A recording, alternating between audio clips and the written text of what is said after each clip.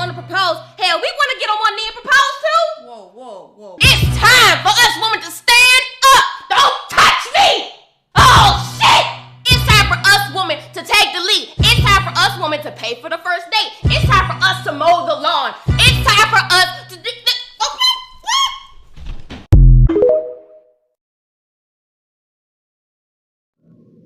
It's not about you. It's not about you, boo. Sisters, it's not about you. I know. You think it is. And so you're asking all these silly questions. Well, they're not silly. I used to ask them too. Like, what I want in a man. He has to be 6 foot tall, earn six figures, have six packs, and six everything. You know? Because it's all about what I want and how I'm going to be looking for a husband all on my independent self. And it's about my mission, you think, and it's about me, and Auntie Mimi. But if you are a yaw-fairy woman of marriageable age, meaning 18 to 25 to 35 and beyond, and you're in the kingdom, you know about the Bible, the Bible, the Torah, you believe in that. Let me tell you, my sisters, it's not about you. It has never been about you. It's all about the man, his mission, his purpose, I know, his household, and how you fit in there. I'm going to talk about that today. We're going to have a little bit of revamping of our thoughts and how we move along.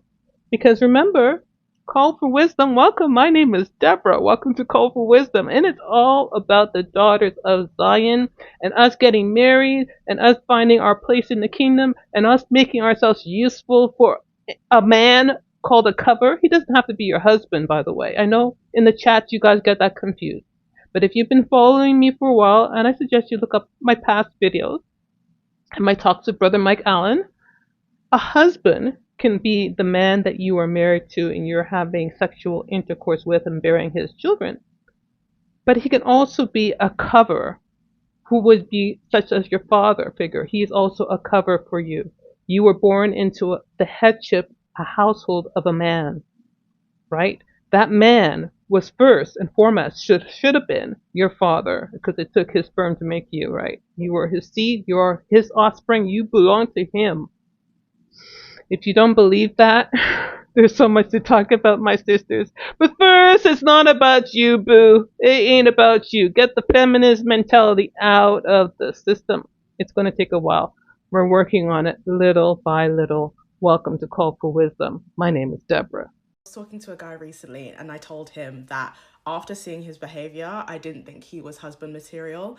And despite the fact that he had been consistently moving like an F-boy, he was really offended. Bearing in mind, this is after he had stood me up for our first date. Stood me up / forgotten, fallen asleep, whatever. Anyway, he was consistently trying to pursue me after that. And I was not interested. It led me down this incredible rabbit hole where I started to ask myself, like, why do you care whether I, someone you don't take seriously, clearly, doesn't see you as husband material? Like, why does that bother you so much? At this point in my life, I'm in my 30s. I'm taking dating a lot more seriously. I have a checklist of things that I'm looking for. And honestly, I just think that God loves me a lot more than to send me someone who is that deeply unserious. But clearly, some guys like the idea of them being the one who gets to judge whether a woman is wifey material, and having a woman do that to them just doesn't fit the script of what they're used to. I think the main issue is men like that, they want to be the proprietors. They want to be the ones who pick and choose and decide and judge whether a woman is wifey material. And they love the chase. But if there's someone who's decisive enough to put her foot down and be like, no, actually, I don't want this, it's kind of like it ruins the fun for them. It's like the jig is up. And maybe this goes into the whole, not even maybe, this definitely goes into the reason why they love to date younger, less experienced women. Now that's a lip combo. I'll put the deets in the captions. Anyway, moral of the story, don't be afraid to tell a man who isn't husband material that he isn't husband material. It's It's so much fun. Anyway, let me know what you think of the look. Bye.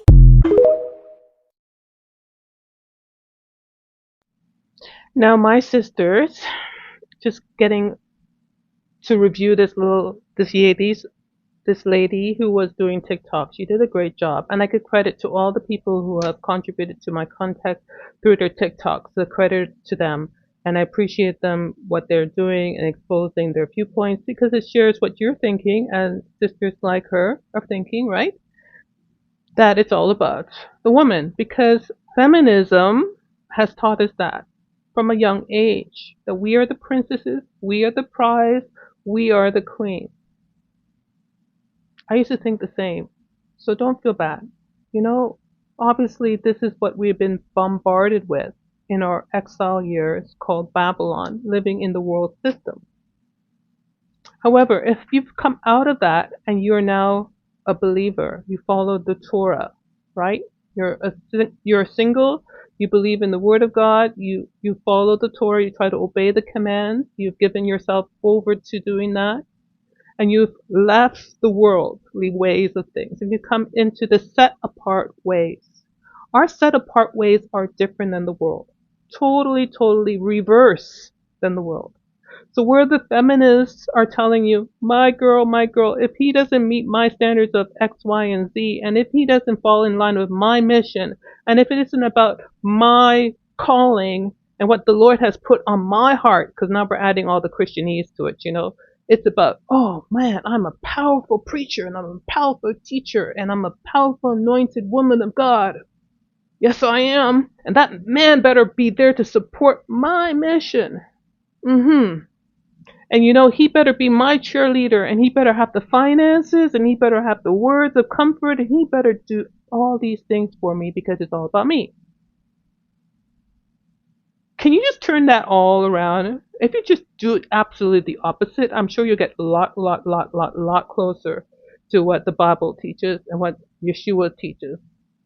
And we need to go back to the ancient ways, to the old paths of being a Hebrew woman, being a Yah-fearing woman, and turn away from the ways of the world and even the mindset of the world by the renewing of our mind through the Word. Because when Yah made us daughters of Abraham and Sarah, daughters of Abraham, and when we converted to the faith and we came back into his field and we joined ourselves because of the grace and mercy into his vine called Yeshua, and we surrender ourselves to him, Christ, and we became part of his body, we have to learn to surrender our old ways and give that up completely and now function as part of his body. Now, part of him being Yeshua, Jesus' body, means that we follow into the patterns set apart ways of his people. And if you look and study the Word of God from beginning to end, which I have done several times because I have been in the faith for a while, but you go ahead, pick up the Bible. Don't be afraid. Look it up, do your research. Find me a chapter and a verse that makes the woman the head of the house. There's no such thing, right? I'll just save you that. But go ahead and look. Look. You will not find it. There is no woman head of no household. It's always the man's household. There is the man who is head of his household. And there is no independent woman out there. Now, if you are a woman outside of a man's household, there's only two reasons. Only two reasons, my sisters. One is that you are a widow, right? Your husband died. Actually, there's three reasons. I'll take that back. Three reasons. Your husband died. Two, you're divorced. You got kicked out of the household for a reason, right? Could be bad. Could be no reason of your own. It could be whatever bad behavior you did and you got kicked out of his household, right? So divorce is number two, separate from death. There is divorce, okay, in the Bible. Second reason. Now, this is supposed to be temporary states of women. Divorce and widowhood outside of the man's household are not safe positions. And they're supposed to be temporary. right? Temporary, not long term, not boasting about it, temporary. You want to get back inside as soon as possible. But fine, you lost your husband, you are a widow, or you got kicked out, you are divorced. Number three reason is that you're either a harlot or a prostitute or a 304, you know? And those are the independent women. Those ones don't want to go in. Those ones are making a living out of being outside. And outside, I mean literally outside of the kingdom of Yah in that case, because in his kingdom it says very clearly in the word of God that there is no harlots and there's no whoredom, there's no 304 behavior tolerated. You will not find an adulteress in the kingdom of God. That is not tolerated, okay? But if you are a widow, a man is actually supposed to have very much compassion on you. That's why the Most High really, there's several scriptures about having compassion towards the widows. Because you're supposed to take them in, not just give them money. You're supposed to take them into your household. The man is, right? And us women should be willing to share our man. I'm going to get there. I will get there today. Don't think you're not. No. Don't pass that by. Share a man for the sake of the widow. That's how you help the widow. You don't help the widow by giving her a bag of groceries and $10 out there and, checking on her once in a while. That's what you think you can do. But really, ultimately, if there's room in your house to bring her into your home and to take her as part of your family and to have that kind of sisterhood and care for her like your sister, that is true Israelite behavior. That is true Hebrew behavior. When I say Israel and all that, don't get it confused by those people over there in the Arab territory of the East. I'm not talking about that. We're talking biblical, right? Biblical heirs of faith, joint heirs with Christ, sisterhood. All right? So, taking a widow in is one way to provide cover and shelter. That's what a man would do, and therefore it's a temporary position. Ultimately, if a man sees a widow out there who is suitable for his household, it would be good to get in, right? Same thing with a divorced woman.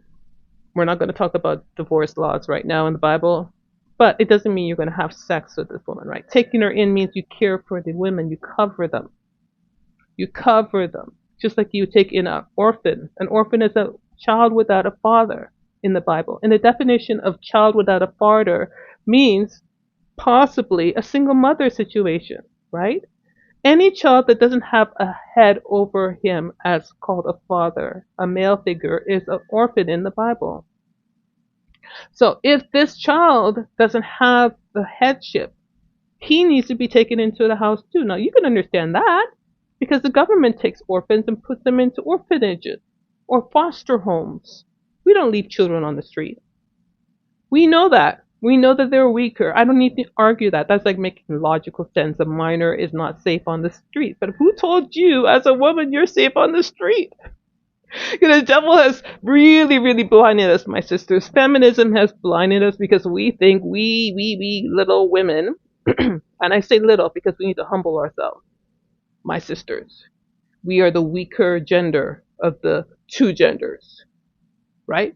There's only two, male and female. We are the weaker, more vulnerable gender, and we do not belong outside. I keep on saying this in Call for Wisdom because that is my mission at this season, to encourage you to find a husband or to find cover under the headship of a man. Do not be distracted by your singleness thinking that I don't need no man, I'm an independent woman. That is blasphemy when it comes to women of Yah. Women of the world can do whatever they want. If you came into the faith and you believe in the Most High and you want to surrender your life to Him, then fall into the order of things. Do not rebel. This is what I'm talking to you and encouraging to do because it's the safest place to be, is to be in His order. He made us female. He gave us Adam. He gave us fathers. He gave us tribes. He secured us within His kingdom under a system of many layers of protection. But when we go outside of the headship that He has given us, outside of all the layers of protection He has given us, no wonder we are being banged up right now. No wonder we're getting abused and we're getting STDs and we're getting all this trauma by all this narcissistic men And so I'm hearing it all. All this trauma from being outside in rebellion without a headship. Nobody can tell you what to do. Nobody can give you any orders. Dare they try to correct you, you are your independent self. You don't surrender to anybody. You don't want to listen to any authority over you. But outside of that, living your independent self is the reason why you're not getting blessed. It's the reason why life is so hard. It's the reason why you're struggling financially. And no, I know they don't say that in the churches. I understand that I am very controversial, and I'm not trying to do it deliberately, but the Word of God does divide. The Word of God is controversial for the world. Now, the first point I'm going to prove to you, then we're going to see a little video about another confusing pastor, minister, which she shouldn't really be, but anyway, she's going to try to encourage you to find a man, do it the feminist way, because feminism has sneaked into the churches and really confused you sisters and me. But let's get it all cleared up. But before we go there, let me just read one scripture to you, okay? Because Call to Wisdom is a Bible study for the sisters. My name is Deborah. If you like it so much, don't forget to leave a comment. It helps with the algorithm. I know you don't really feel like doing anything, but just wave and a little like and share it, because all that helps spread the news and helps make the channel grow. So I appreciate it, my sisters. That's a little thing I ask once in a while. But let's go pick up the Bible, okay? We're going to go to Numbers in the Torah. All right, Numbers chapter 17. And this is how Yah divided the kingdom. This is how he set up things for us. So we know that Jacob had sons and there was 12 tribes in Israel. Well, here we go. Aaron and Moses here. Numbers 17, verses 1. It says, Then the Lord spoke to Moses, saying, Speak to the sons of Israel and get from them a rod for each father's household, 12 rods from all their leaders, according to their father's household. You shall write each name on his rod, and write Aaron's name on the rod of Levi, for there is one rod for the head of each of their father's household. The key is, he divided them into household. Heads of the households were fathers, not mothers. Father's household. And my question to you, my sisters, is, it's not about you, boo, but who do you belong to? Let me know by the end of this video. You're meant to follow God to find the man that has been assigned to you to help you to fulfill the call of God on your life. Your husband is meant to be a nurturer and a support in your life. He's meant to be an encourager and a builder. A man that has the capacity to contain everything that God has called you to. Not the man that you need to bury who God has called you to be in order to marry him. There's a mistake there. I know that every girl wants to wear fancy dress. Buy a wedding dress and practice. I don't joke with these things. I'm not joking at all. Because in life, there are many women that have married, that are widows, and they're still living. There are many women that did not marry. Mother Teresa didn't marry. When you get to heaven, they don't ask about your husband and your children. They ask about your ministry. And if you're married and you have children, it's how your ministry affected your husband and your children you will account for. But it's about how you have lived the purpose of God as he has assigned it to you. Your husband is meant to be an enhancer of that. Your children are meant to be a fruit of the ministry of God in your life. The core assignment of God for you as a woman is you. And everything else is meant to help to fulfill that. So if you're single, please, I beg you on my knees, don't marry a fool. Don't marry a guy because he has money, he's handsome, he's tall, he's this. Haven't you seen tall men become short as they get fat?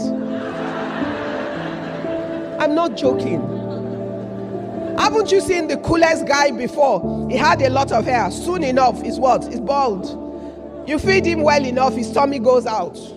So that tells you It's not about the physical man. It's about the content of the man, the character and the strength of that man, the fear of God in that man, his ability to help you be what God has called you to be, his ability to hear God and yield to God in nurturing you to be the best of yourself. And sometimes what you see now is not what the future holds. So some guys look like they're rich now. 5 years down the line, 10 years down the line, what do you know? Some guys look that they have nothing now, or they're simple, they're about to just offer you a simple life, and everybody tells you you're insane. And that's the one that turns out great. God has a lot of surprises along the path of our life. And because we can't see that much, we need to walk closely with God through the ministries of our life. What has God called you to be? What must you do? How have you empowered and equipped yourself? How are you fighting and standing for that which you know is the call of God on your life?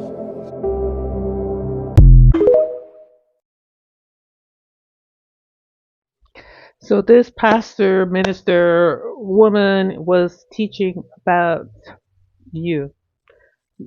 Doing the feminine Christian whole shaboo. It gets really complicated. There's so many errors theologically with her discussion. A lot of things tickle us, though. That's why I showed it. So I thank this TikToker again for releasing that. And this is for educational purposes only that I'm reviewing it.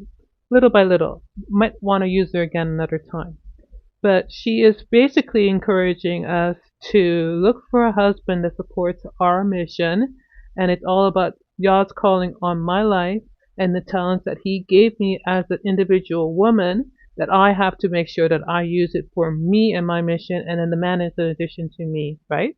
And so when we go into the world in the world's way of looking at our lives, we see us women as being the priority of all this.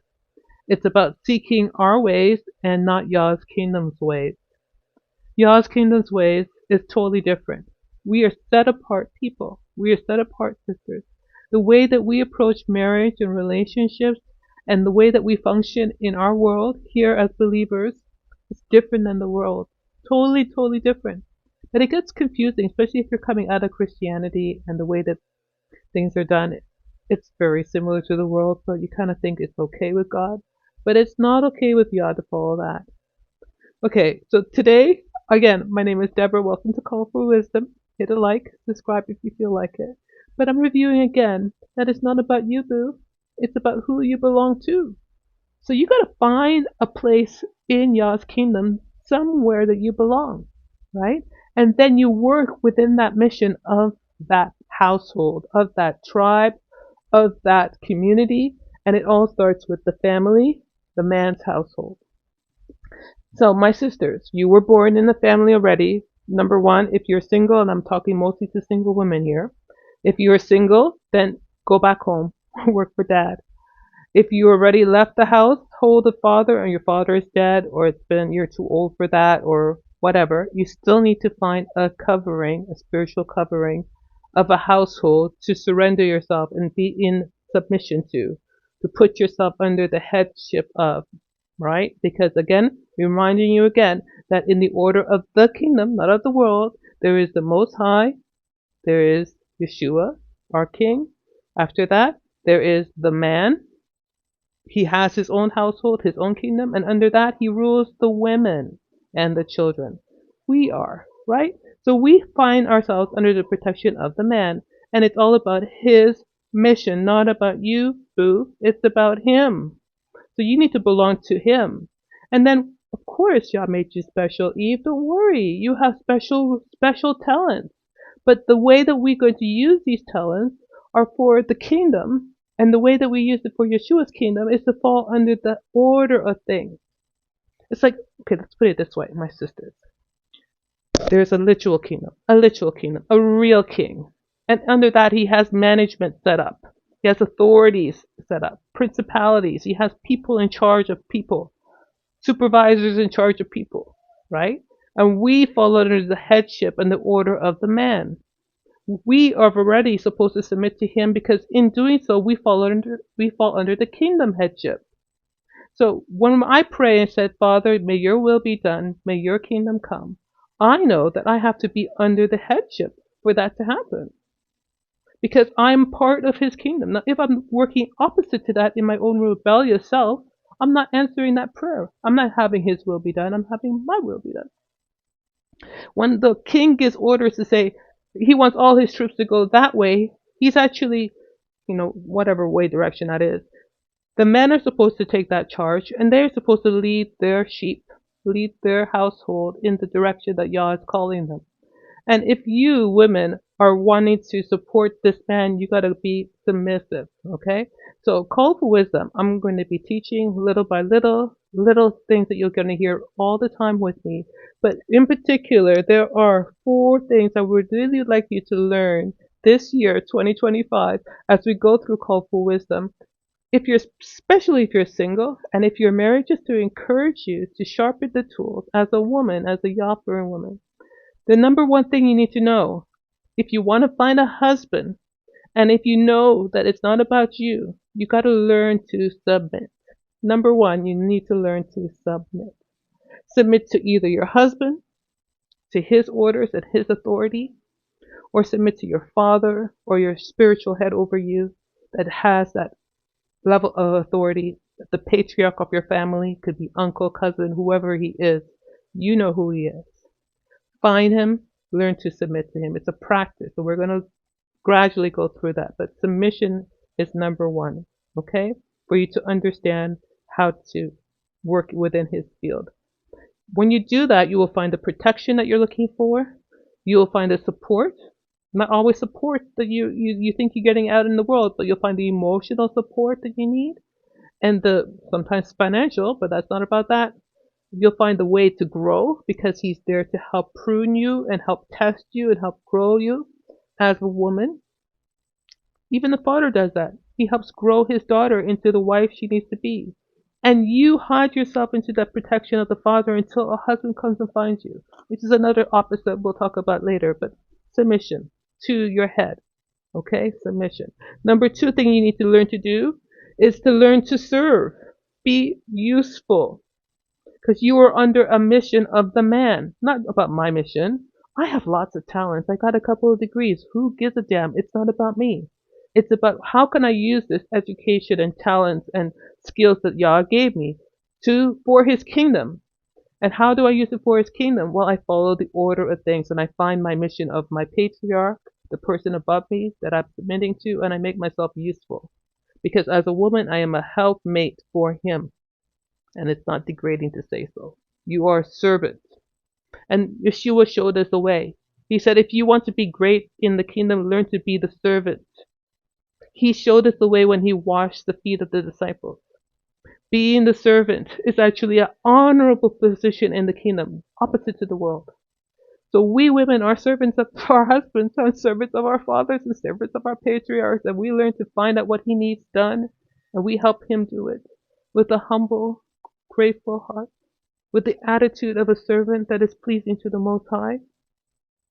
So you need to go to have that discussion with your patriarch, with the man in charge of you. It's your husband, it's your father, whoever, and find out what he's up to. What's his mission? What's his grand plan in life? What does he have going for him?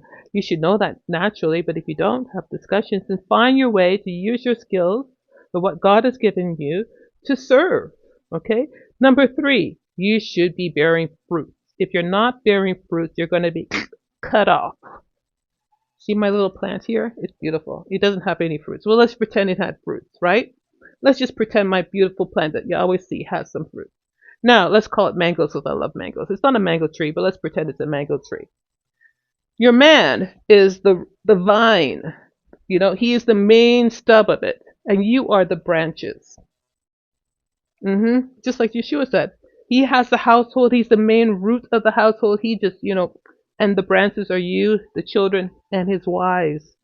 He can have more than one branches. He comes and he is the husband. He trims. He waters with the word. He washes. He puts fertilizer of the word. He tends to the plant called you. After all that effort, you better have some fruits, my sister. You better be growing as a person in fruits. Not just having children for him if you're married to him, but if you're a daughter, it's fruits of kindness and grace and learning to be patient and learning to be understanding, having fruits, being wise, learning the fruits of the Spirit. And again, I'm talking to Yah-fearing women. If I'm talking to unsaved or worldly women, you've already left me uncalled for wisdom. Those of you who are still here, we're talking about spiritual fruits. And so when you're not doing that and you're not bearing any mangoes, and I love mangoes, and a man planted you to bear fruit, he's going to cut you off if he comes by and sees that you don't have anything. You're useless. You're just draining his resources. You're just taking from him. You're not giving anything back. You don't have anything to show for all the effort that he's done. And so it gets cut off. This is what Yeshua says about him and the analogy about his body too, which we can use it also with the head being the same way as a man is doing it in his own family. The same way that Yeshua runs his kingdom is the man's running his kingdom. The same kind of honor and respect that we are so showing to our husband is what he shows to Yeshua, to Christ. He loves the same way that Christ loved the church. Our husbands and our fathers love us. And we have to show them the same kind of respect. We have to be fruitful. And if we don't respect and be fruitful, we can be cut off. We can be put out. And that's why we have a lot of the women who actually voluntarily put themselves out. Voluntarily divorce and voluntarily pack a bag and walk out because dad told me too much and I want to be my independent self. And the world is like, oh, that's so cool. That's so cool. You go do it, girl.